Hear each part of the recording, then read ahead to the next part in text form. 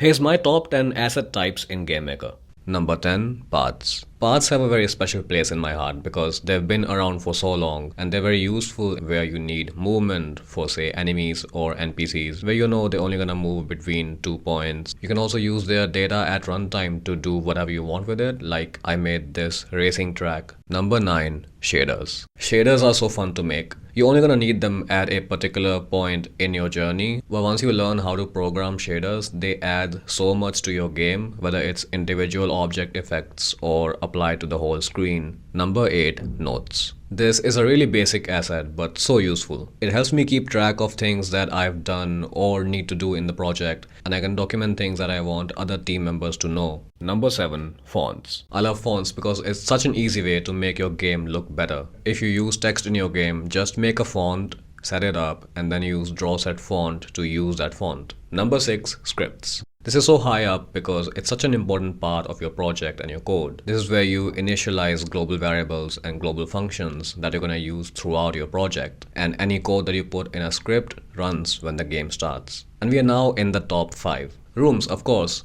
No game would be possible without these, and you have to have at least one of them in a project to run it. It's where you design all of your levels and menus. Tile sets are so fun to make and use because they just make level design so much more easier and they are more performance friendly at runtime. Number 3, sounds. Sounds are an easy way to add a lot of feel into your game. Importing sounds and then playing them at runtime is an easy and simple process, and then there's a lot you can adjust at runtime, like the volume, pitch, how they fade, you can add effects, use 3D audio, and so on. Number 2, sprites. Making art is always fun, especially animations, and the sprite editor in GameMaker really comes in handy. You can then use them for objects, tile sets, or place them in a room in asset layers. Use 9 slicing for UI, draw them at runtime, use them in shaders, and so on. Number 1, objects. Number 1, of course, has to be objects because this is the most important, the most challenging, and the most satisfying part of any project. Objects are the things in your game that you control or fight or collect. That's where you write most of your code, and being able to make things that move and behave, bringing a bunch of pixels to life, has to be the most satisfying part of making a game.